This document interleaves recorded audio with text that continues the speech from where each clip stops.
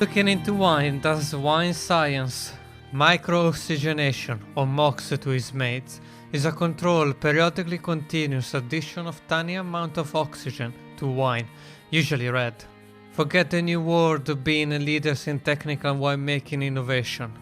MOX was devised in 1991 by Patrick Ducournau of DomaineMouréou in Madiran as a way of softening the tannins of his own grape variety Tannat, which has legendary tannins. Benefits include the color stabilization, the building up and softening of the structure of tannins, lessening of stinky and reductive notes. It is now widely used across the winemaking globe on tannic grape variety. MOX and Pinot Noir are unlikely ever to be best buddies. With my guest Clark Smith, who has been working, researching and studying the use of micro-oxygenation in wines since 1997, we go through some of the myths about micro-oxygenation, and we discussed how most winemakers only use it to stabilize color and to speed up the bottling times, but in truth micro-oxygenation applied at specific stages can help with the structure of the wine tannins, thus producing wine that can age longer and being more approachable when they're young. Hi, I'm Mattias Carpazza, and this is the Looking into Wine podcast. Wine and winemaking can be complex, but this podcast has a simple mission. We want to give you the skills and tools to harness your passion about wine. Through this series, we will shine a spotlight on some of the different regions, process, and concepts that shape the fascinating world of wine. I hope you enjoy the show and your own journey looking into wine. Welcome to Looking into Wine. I'm Mattias Carpazza, and today's guest is the founder of Vinovation, which was providing high-tech services and consulting for over thousands wineries over the years. And he wrote in 2013 the book Postmodern Winemaking, where he explores the flaws in wine chemistry for the winemaking schools, which he taught for over 15 years. And today he's here to talk about micro-oxygenation. What is it and what is it used for? Welcome to the podcast, Clark Smith. Thank you, Mattia. It's so great to be here. Thank you. Thank you to be here again. We already have a conversation about your book, and it was a great success. And then I was very happy for you to be here again today to talk about micro-oxygenation. So for those who haven't listened to the first episode, Clark wrote this amazing book about winemaking and some of the things that wine school didn't get right. So I suggest everybody to go and listen to the other interview that we did together. But today we're here to talk about micro-oxygenation. Well, and this is an example of a technique that's very widely used, but winemakers don't like to talk about it because there are some sort of enemies of winemakers in the natural wine movement that like to put forth the fiction that winemaking, that the best wines are made without any effort. It's just not true. And we have a lot of, they're really cooking techniques. Winemaking is just a very long-range form of cooking where you use a calendar instead of a timer.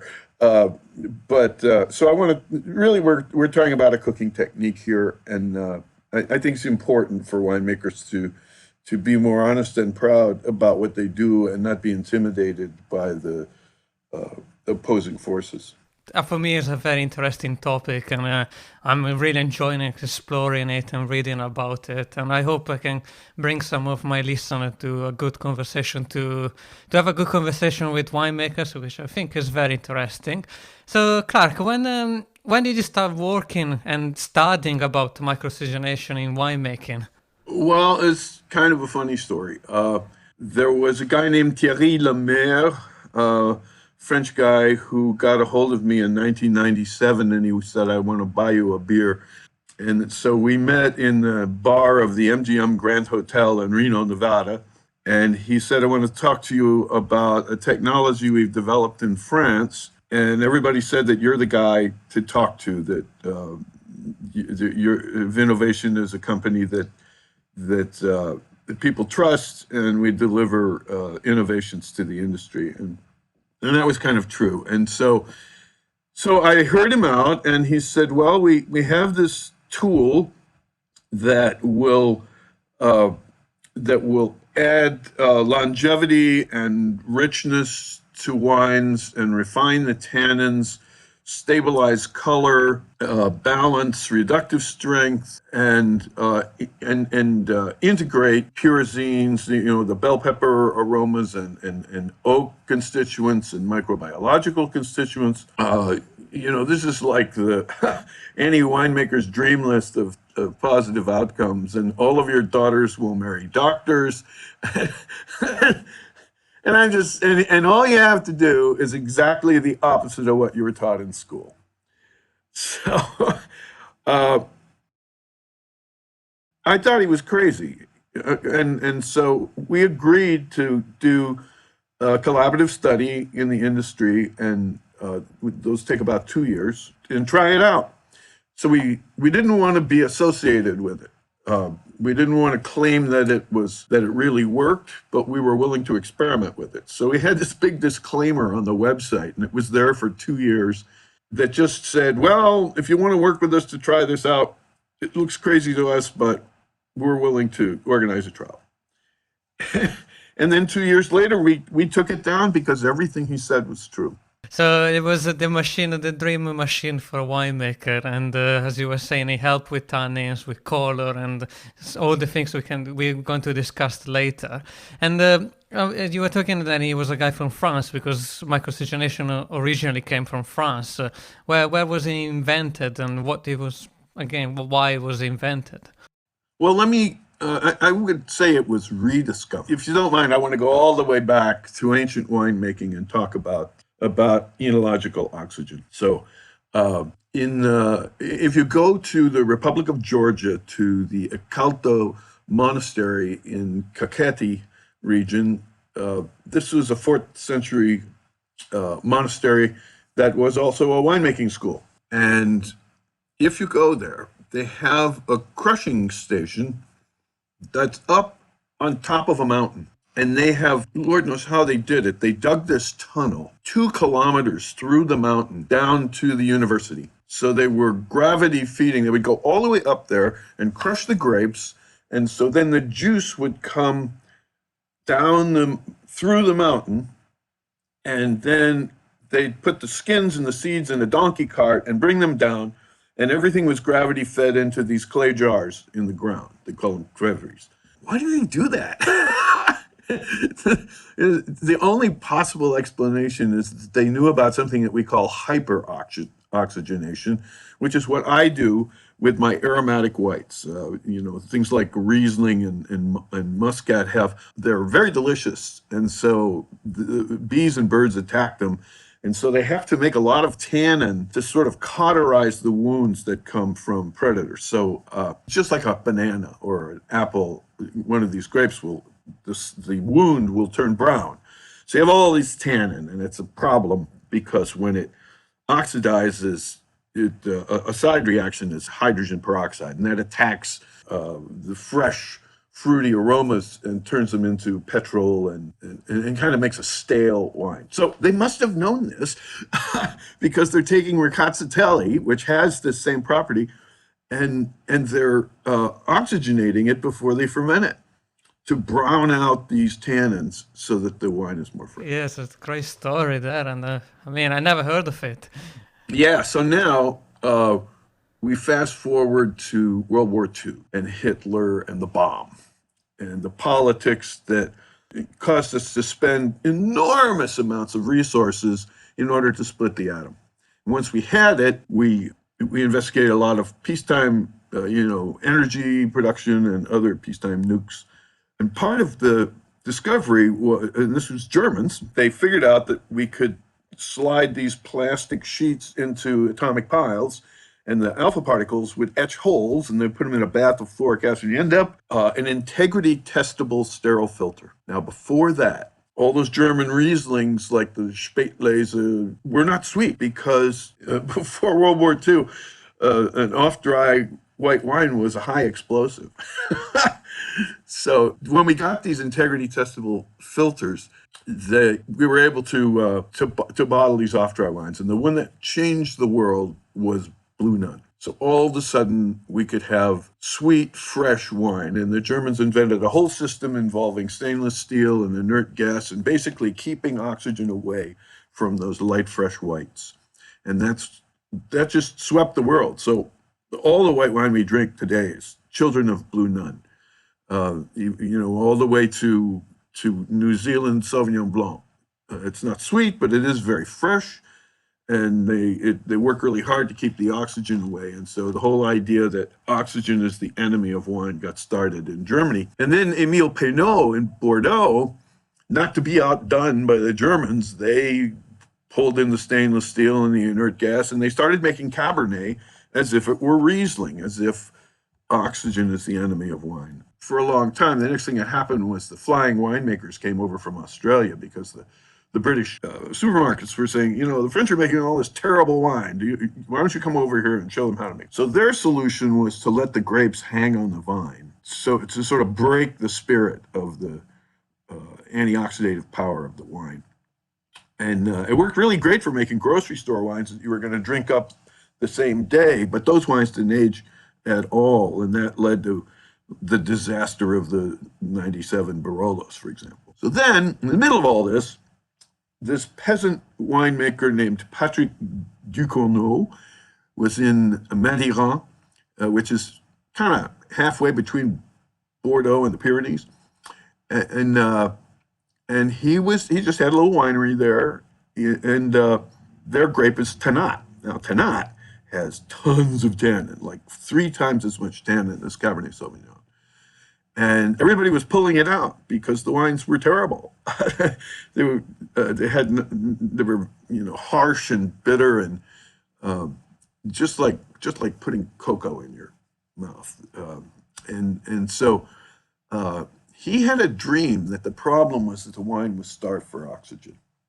So he went over to Montpellier, and he got with a guy named Michel Moutonnet, who's the top phenolic chemist in France. And Ducournau suggested that he take a little ceramic reverse osmosis membrane, cut a little piece out of it, and use that to diffuse oxygen into the wine and see what happened.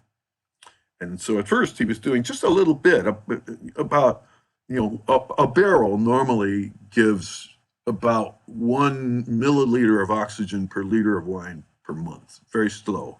And he was using 3 or 4. And it made a huge difference in all of these areas, in stability and soulfulness and color and core fruit.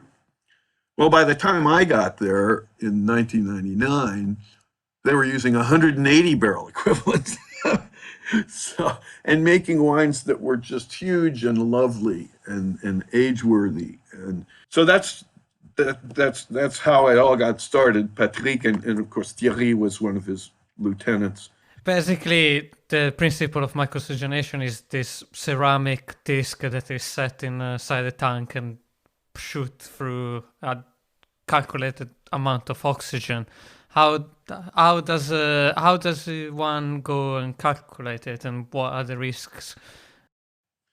Well, we don't have a way to actually until recently. I developed about 5 years ago we can actually measure the wine's oxygen appetite. But before that, it was all sensory. There are several different kinds of tannin, and when you're working with oxygen, it'll transform from a green tannin to a hard tannin, and then round tannin, and then firm, and then you get this velvety impression. And you can stop before you get completely velvety and retain some of the grip. And that will give you a wine that ages for a long time. And paradoxically, micro-oxygenation done well increases the lifetime of the wine and even forces you to hold it longer before you release it. It's counterintuitive. People think that micro-oxygenation is for pushing the wine faster to the market, but it's really the opposite. In your book, you mentioned the people or winemakers do get it wrong, the function of micro-oxygenation. And especially when you talk in a book, there are 3 phases to use the micro-oxygenation. During during fermentation, post-fermentation, but before malolactic fermentation and after malolactic? Well, not during fermentation we call macro-oxygenation, and that's just for yeast health. The yeast are so hungry that the phenolic refinement can't take place in the fermenter. You have to wait till the fermentation is over and even falls clear. And then you come in prior to malolactic, as you say, and the wine is very hungry for oxygen. So a Cabernet will take 60 barrel equivalents. Uh, and you'll be moving. The main point there is to stabilize color and to build some body. So this is like a tannin souffle, where when you make a souffle, you separate the egg from the yolk because the yolk will quench the reaction, and then you take a wire whisk and you bring air into the whites to make a meringue. And once you have the meringue, now you have a rich light structure. Now you can bring the egg yolks back and fold them in for fat. All right, so that's exactly what we're doing. The wire whisk, instead of a wire whisk, we're using a diffuser, but it's the same idea. We're bringing minute amounts of oxygen in, and we build this rich light structure from the tannins, and then later on, we'll stir the lees, and they act like the egg yolks to coat the tannin so that it's round and stable. Okay, and talking about structure, the structure you mean is very different to a structure that most consumer or sommelier talks about. You're talking about a molecular level of... Right. When the masters of wine talk about structure, they're talking about, the balance of acid and, alcohol balance and acid balance and sugar balance and all those things. These structures exist in the mind of the master of wine. They don't exist in the wine. It's a human structure, a concept. I think balance is a better term. But what I'm actually talking about is the colloids that are in the wine. Let me ask you a question. Is it true or false that the sensory properties and so I'm talking about of a wine, so the appearance, the color, the aroma, the flavor, the texture, are a consequence of the wine's composition? Well, I would think so. I mean, yes, I would say yes. I think it definitely. Yeah, we usually get two answers. Some people say, well, yes, it's true, and other people go, well, it's so obviously true. Why are you asking such a stupid question? So then I have another question for you. Are the sensory properties of a lump of coal, a graphite tennis racket, and a diamond a consequence of their composition? And by the way, they're all 100% carbon. Well, I mean, I think they're different in the way that the structure molecularly, the density, or... Yeah, that's exactly right. The way the carbons relate to each other, the way they're hooked together. And so structured foods tend to be more soulful. They have this property we call aromatic integration. So like a Béarnaise sauce doesn't really smell like the things that are in it. It doesn't really smell like tarragon and onion and vinegar and mint. It just has this kind of integrated kind of Béarnaise aroma. And another example, you go into a restaurant and they have two soups for you. One is a vegetable consommé, and the other is a lobster bisque. Yeah. Which one are you gonna go for? The consommé is just a solution with vegetable flavors dissolved in solution, and it's not very soulful. The bisque is a structure. It's got little particles of googe in it, and so what oxygen really does is, because the color molecules don't polymerize. They're like the bookends on polymerization. If we can stabilize the color very early, then we get short polymers that don't interact so much with our salivary proteins, so the wine is less astringent, and the texture is very, very refined. In French, finesse means it means fineness, but it also means elegance. And is there any sort of way, grape or any place where a producer would choose not to use macro-oxygenation? Yes, the lighter the wine is, the Pinot Noir is very tricky. Some Pinot Noirs are dense and dark.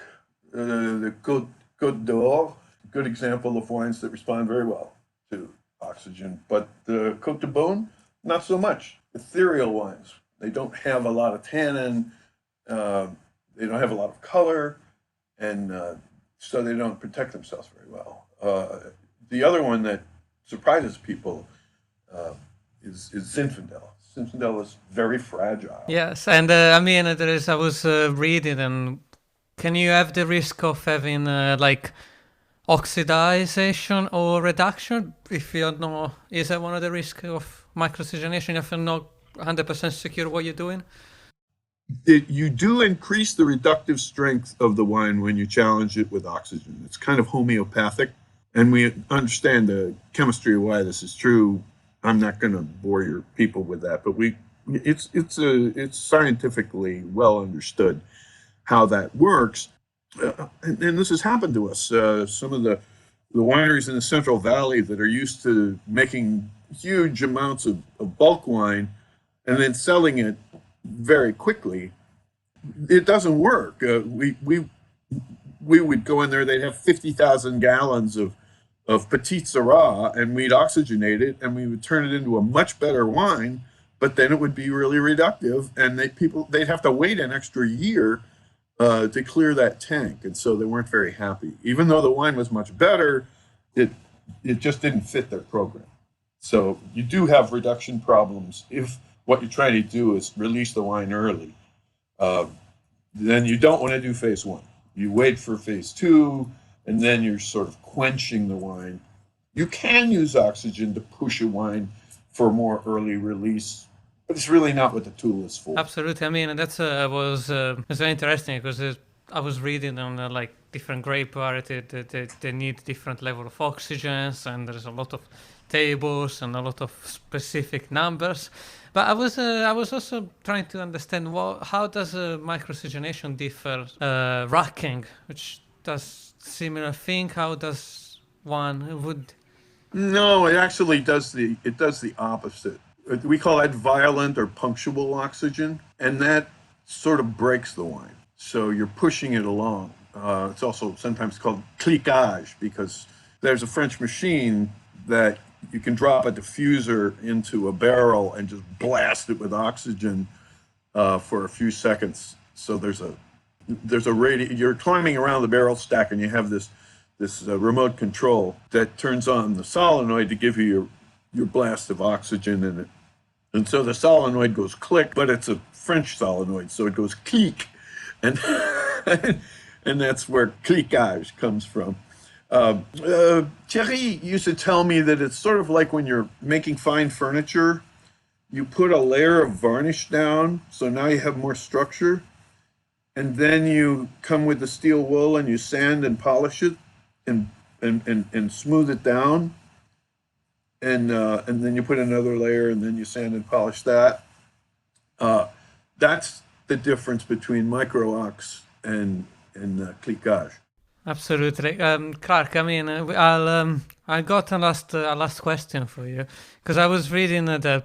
I mean, micro-oxygenation is very popular and it's very like much to my surprise, I didn't know how popular it was, but it was like I was reading that the famous Michel Rolando was a famous consultant. He was prescribing to use the micro-oxygenation in Bordeaux for years, and yeah, absolutely. And you know that terrible film Mondovino, they're trying to be critical of him, and so basically he was on his phone saying, well, here, micro-ox this, micro-ox that, and I mean that's really what he does. That's what I do, and I guess they just thought he laughed too much. And how for you, how widely used it is, like in a percentage I know you know California well, like if we Well, I would say every winery in the Central Valley, all the big wineries do phase two. And it's often to soften the tannins from, kind of crappy wood. But you see that all over, but everybody in the Central Valley does it. And, maybe half of the medium-sized wineries in the North Coast. Phase one, I think it's maybe 5 or 10% of winemakers, because it takes training. It's like, everybody can cook, but to have a trained chef is a different thing. Part of the problem, back in the 70s when we didn't know anything, we were all talking to each other. But now there's a lot of feeling about trade secrets and that kind of thing. So there's some resistance to palate training. But I think it's such an effective technique that over time it will find a larger place. As you say, there's a technique and there's a use of something that works a structure, and definitely I can see it having less problem that using of herbicides or using other things that can kill environment. That's as a technique you're free to use it if you wanted to use it. It's there. You just have to learn how to use it, and I think that's the difference between a lot of. It's air. Yeah, exactly. What could be less toxic than air? Absolutely. Clark, again, thank you so much for your time today. And Clark Smith is the author of Postmodern Winemaking, and he has a website where he talks about wine chemistries, and he gives courses in USA about wine chemistry, and it's very fascinating. I hope then we will have the time or the opportunity to speak about another winemaking technique or something in the future, maybe for the next season. And the website is whoisclarksmith.com. Thank you again for your time today, Clark. I hope you enjoyed this episode with Clark Smith on MicroOxygenation.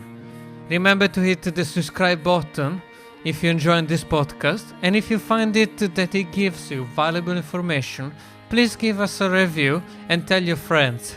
Also, be sure to go to mattiascarpazza.com and to subscribe to the mailing list. It's the only way you can listen to the pressage, the after-interview conversation with the guests. If you're enjoying the podcast, you can donate on mattiascarpazza.com. You can find Looking Into Wines on Apple Podcasts, Spotify and Apple Music, and every listening app. Thanks again to today's guest, Clark Smith. Music produced by Samuele Di Nardo, editing and mastering by Tommaso Ascoli. Get running this fall at Dunkin' with $2 medium iced coffees from 2 to 6 p.m. Try any of Dunkin's delicious iced coffee, like their signature original blend. Or treat yourself to mocha, caramel, or the fall favorite, pumpkin. Always freshly brewed, made just the way you like it. Make time for happy hour and enjoy a $2 medium iced coffee from 2 to 6 p.m. Washington, D.C. runs on Dunkin'. Participation may vary. Limited time offer. Exclusions apply.